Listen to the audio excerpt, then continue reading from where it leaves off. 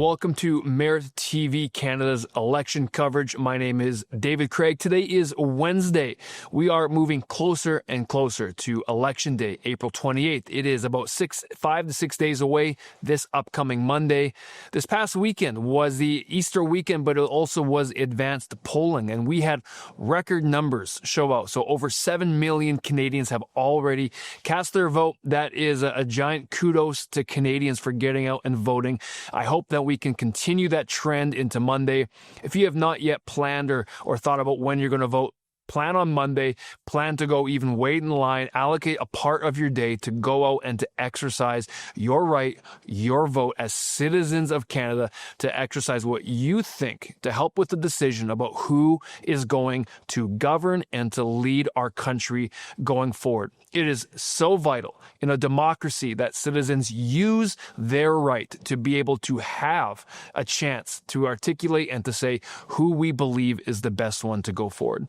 I want to focus on a couple things today because just towards the end of the show, we're going to be joined by Brian Lilley, who's a political commentator. We've had him on before. He's got some very interesting thoughts, and I'm going to ask him some questions that dive a little bit deeper. But I want to focus a little bit on the situation that we are facing in Canada. I feel that it is very important to understand the reality and the actuality of where we're at as a nation so that we can assess and we can move forward. If we're not in touch with what's actually going on in our country, if we're not in touch with what the past 10, 12, 14 years or even 2 decades have produced, we are not going to be equipped to be able to make educated decisions about what policies should be going forward, by what government represents the best policies, which leader you feel is, first off, the most truthful, who can execute on the promises that they are making. We've got several leaders who are making promises, who are stating things that they are going to get done. We just came off of a government with the leader of Justin Trudeau and the Liberal Party, who did not execute on a lot of their promises. There might have been 3 or 4 promises they actually followed through on. We want leaders who are going to actually be able to execute on the things that they promise. But in order to be able to say these are the right policies we need to understand where Canada is at.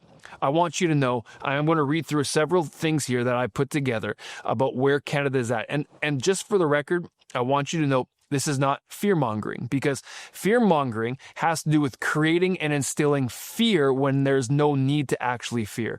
But when you are looking at a situation and you're actually looking at truth, now what we're trying to do is just assess where we're at so we can move forward. Inflation has been a problem. It's been a problem in our country as it's been rising around 2.3% right now, but it's actually moving. It's actually towards 5% when it comes to our food. We've got issues that way. We've seen crime on the rise in every city. We've had issues that we haven't seen in the previous 10 years that's been rising in major cities, that's been happening. That's something that has to be addressed. An opioid crisis that we are seeing in our country, especially in young people. This is something that needs to be addressed. We've got wait times that are longer than 6 months in fundamental and key surgeries that need to happen in our healthcare system. Housing. We have housing issues in our country, unaffordable for young families, and even people who make decent salaries and good salaries have a hard time buying a home. We have got, in some parts of our country, we have some of the highest home prices in the world. That's something that has to be figured out. We've got 29 First Nations areas that do not have clean water. Did you know that? That was a promise that was not kept from our last government over the last 10 years. Our birth rate as well. Our birth rate is the lowest in the Western countries. This is a very important thing in order to sustain and to build a culture and a population. Birth rate is declining. There's a lot of factors that might be pushing towards that. 1 in 7 families are relying on food bank. There is food insecurity in this country, in a first world country, in a G7 country. I cannot believe that we are having that issue. This stuff stems from inflation, housing costs, cost of living been rising, and at the same time, not having industry or not having new money or new investment or growth where we can actually have wages rise with it. We've got our dollar, our Canadian dollar measured up against the US dollar at around 70 cents, sub 70 cents, and that's going to continue to drop if we are not looking at our economy onto how we can grow it. There are lots of things that we are seeing in our country. I could go on for another 5 minutes reading through a list of things that is happening in our country. But these are some things we have to take seriously. And we have to look at each party. Right now, there are several parties, but really, as I've said before, it's a two-horse race. You got the Liberals and the Conservatives. Both of them are proposing a plan. Both of them are saying, here's what we're going to do, and you have to choose which one you think is best. There are some key differences. I'll tell you about, in my opinion, you look at the Liberal and the Conservative platforms. There are some key differences when it comes to spending, when it comes to money allocation. The Liberals are still projecting deep deficits. They're spending. When you look at the spending and even some line items that seem to hide spending, they are continue on, in my opinion, from what we've seen over the last 5 to 6 years of out of control spending. The Conservatives are still spending, but they're trying to reduce it. The question is, can they execute on it? I would like to see some more vision when it comes to how can we grow? How are we going to attract investment? Where are we going to invest money to be able to grow key parts of our country to attract and to build and to raise the level that we need in our country? That's what I would like to see a little bit more, but we haven't been seeing that. So these are very important. I'm just running out of time here, but we're going to be joined right away with Brian Lilley as soon as we come back after this break.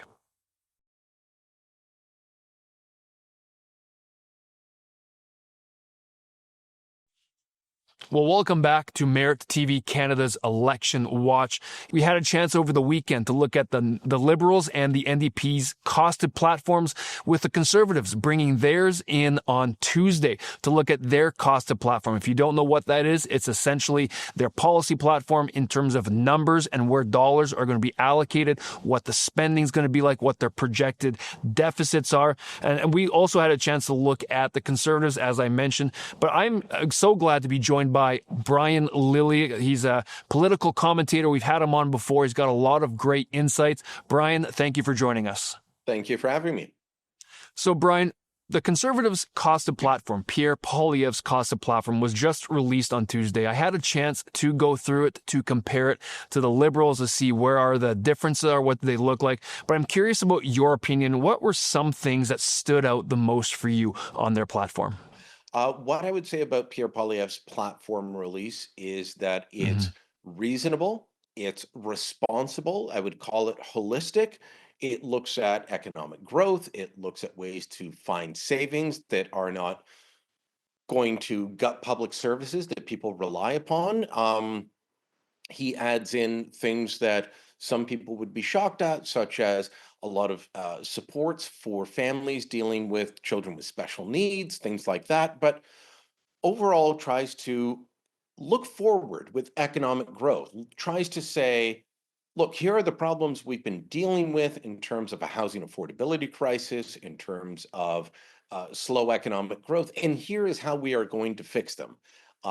They're promising over several years a 15% tax cut on income tax. They're going to cut the GST on building new homes, things like that. And also, they're promising tax cuts if you invest in Canada. That's something Pierre Poilievre has been out with before. So not a lot of new things in the platform release, but bringing together everything that he's been talking about, all the policies, and putting it forward. And unlike Mark Carney's plan, well, far more reasonable deficits and a path. He doesn't promise to balance the budget, but it's moving towards that. Well, one thing that we find Pierre Poilievre promising and talking about is provincial autonomy. This seems to be even more so important now with the regional divide that we have been seeing, especially in Alberta, when it comes to potential independence, or that idea that has been rising a lot over the past number of years, but specifically in the past number of months.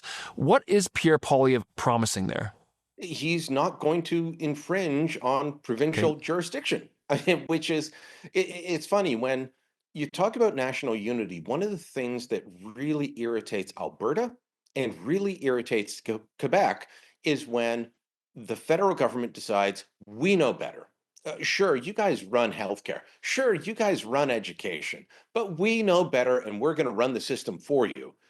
That just really irritates those two provinces in particular. Other provinces are less annoyed by it, but Alberta and Quebec in particular very annoyed by this. So he promises to respect provincial autonomy when it comes to resource development, when it comes to how healthcare and education and things like that are run. He promises to scrap things like the electricity tax, which has become an annoyance to several provinces. So, it's a very different way of looking at things than the Liberals. The Liberals are viewed as, well, they're the party of national unity, except they're the party that normally exacerbates national unity because of these national programs. Look at childcare. Childcare is a provincial responsibility, and yet the feds go in there and they try and dictate terms, and they say you've got to do all these things. Then they don't fund it enough, and then the program starts faltering, as it has in Alberta, as it has in Ontario, and every other province. And then the feds say, "Well, you're just not doing enough." Well, no, it's your program and you're not funding it, and now you're blaming us. These are the types of things that Poilievre says you'll get out of the way of. On childcare, by the way, this is something that Mark Carney and his Liberals keep saying. Well, if you elect Pierre Poilievre and the Conservatives, they're going to get rid of our childcare program. Poilievre has been clear in the past and in his platform. They will get out of the way of the provinces. And if you want to deliver it a certain way, deliver it that way, whether it's for profit, not for profit, home based childcare. Deliver it how you see fit, but make sure that families are looked after. That's a far better way than trying to say, no, no, no, you can't have more than 20% of this style of childcare.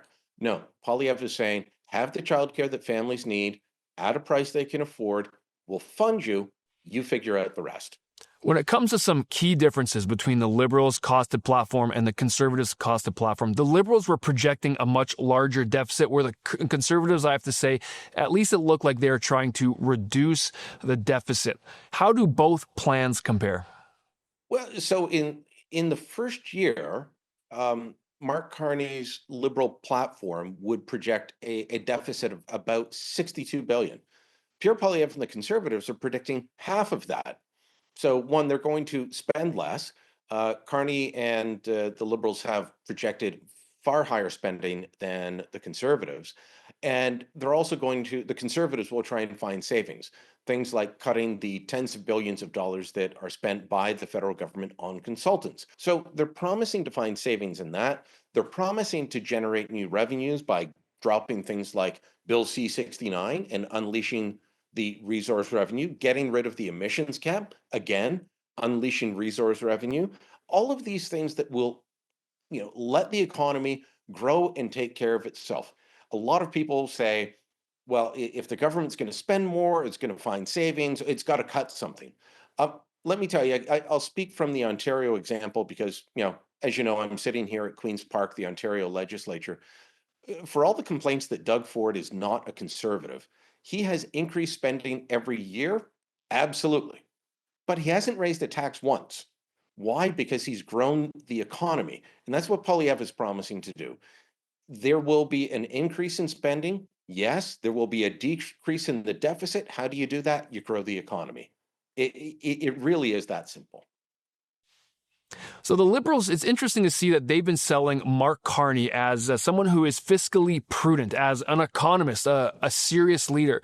But looking at the Liberals' costed platform, it actually seems like more of the same from the last number of years under Justin Trudeau's government.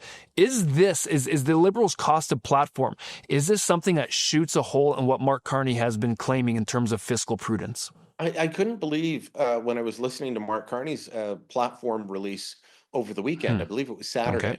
Saturday. He released his platform, and he talked about how this was fiscal responsibility. This was prudence, and it's $130 billion additional deficit.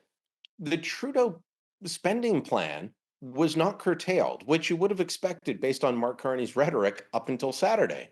Instead, he's going to add 130 billion. There's going to be 250 billion in deficit spending over the next bunch of years. It is unbelievable that this is the direction that they're going to go. And yet they call it prudent, they call it fiscally responsible. It is neither of those. I've been pointing out for a while, just because someone has economists behind their name doesn't mean that they have good policies. And if you don't believe me, or you think, well, you're just being partisan because Mark Carney's a liberal, look at someone like Peter Navarro, who is in Donald Trump's inner circle. Peter Navarro has an economics PhD from Harvard University. Peter Navarro, and I would say that a Harvard PhD in economics is equal to Mark Carney's PhD in economics from Oxford. These two universities are on the same level. Peter Navarro is advocating for Donald Trump to, you know, push the tariff issue. That this is the way to prosperity. So just because Peter Navarro has a PhD in economics doesn't make him immune from bad ideas. And the same would be true of Mark Carney.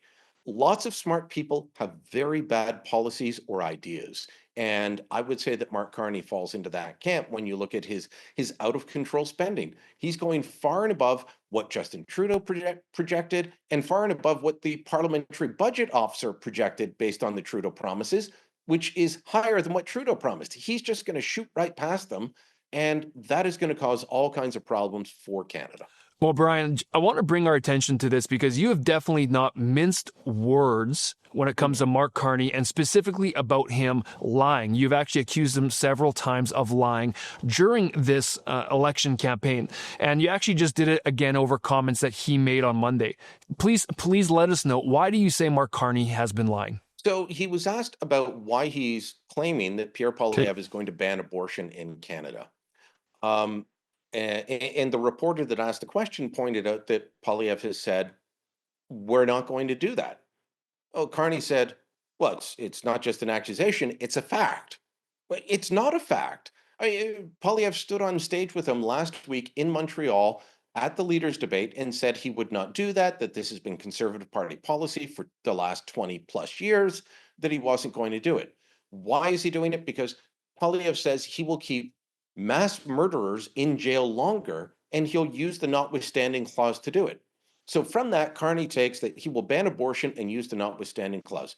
What's fascinating about this is that Carney, who puts himself forward as a very serious Catholic, had just finished talking about Pope Francis, who had passed, and we just got the news on Monday morning. So Carney's talking about the moral clarity of Pope Francis, how he learned from this great spiritual and religious leader. He talked about how he cited Pope Francis's writings on the economy and capitalism, on the environment in his own writings.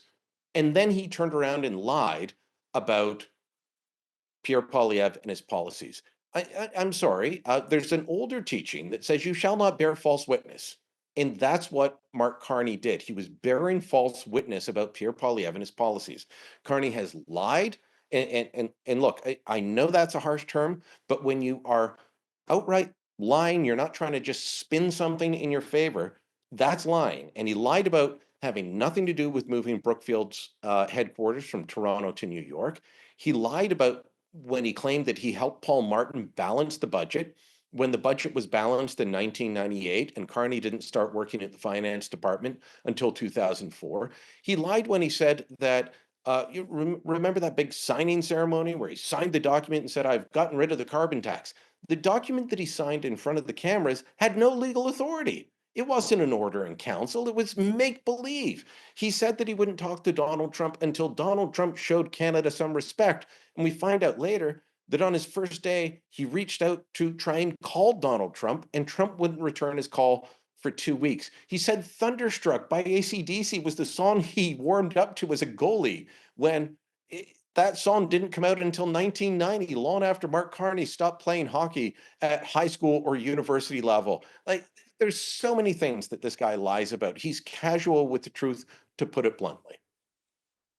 One story that I think is going to get a lot more attention after the election is done is the story of Jagmeet Singh and the NDP and some decisions that they've made over the last several months, specifically to uphold Justin Trudeau's government, especially in November, December, when they actually had a possibility of becoming the official opposition government in Canada. They were polling much higher, but now you look at them and they're sub 10% in terms of where they are polling. And it was interesting watching Jagmeet during the English debates. He seemed to have a target on Conservative leader Pierre Poilievre and not on anyone else. I am interested about what your thoughts on that, and why do you think Jagmeet was focused on Pierre instead of Mark Carney during those debates?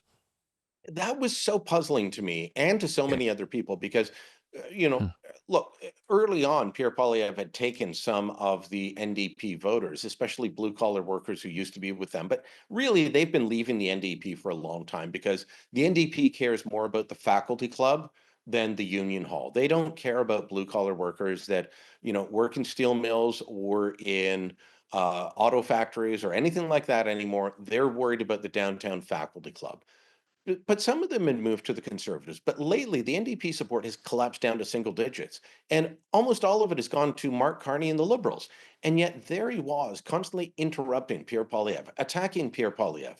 And I forget who it was, but someone in the parliamentary press gallery reached out to Singh's team and said, why? And they were told, well, it's because it's personal for him. He really doesn't like Pierre Poilievre. Well, look, are you interested in winning or just attacking someone you don't like personally? Because the other guy that you're not attacking as much is stealing your voters. You should be attacking him. No, Jagmeet Singh doesn't think that way. Look, I was just watching him before we started talking, and Jagmeet Singh's out in Vancouver, and he's talking about, well, make sure you don't just send liberals, send some of you Democrats so we can keep them honest. He's not even trying to win the election. He's not pretending. I mean, he probably shouldn't pretend at this point, but he's just saying, send you Democrats so that we can keep them honest. This is not a good strategy. Well, Brian, just here in the last minute that we have, I want to bring our attention to the polls again. There are people that believe the polls, there are people that don't give much attention to them. Obviously, some people put a lot of stock into them. I'm interested because the polls have shown the Conservatives have narrowed the gap over the last little bit, but most still have the Liberals leading. Are they close enough that the Conservatives still have a possibility of winning? What are your thoughts? Well, the Conservatives definitely have momentum right now. Whether you're talking Abacus Data, Leger, Ipsos, these are three of the big polling firms that are legit. There are others that have been all over the map that I don't put a lot of stock in. So the Conservatives have momentum right now. They're doing well, obviously, across the prairies where you are in Alberta. They're doing well in Saskatchewan. I think they will do well and hold on to, look, those 7 seats in Manitoba, very important. If they can hold those, that's great. And they're doing pretty well in British Columbia. So they're going to be competitive there, could win a bunch of seats. It's Ontario that matters right now. Okay. Expect the Conservatives to spend most of the last week of the campaign trying to win votes in and around the Toronto, the GTA in Ontario, because if they can't do that, they can't win. Well, thanks, Brian. I always appreciate your thoughts. Thanks for sharing with us. Political commentator Brian Lilley of the Toronto Sun, thank you for joining.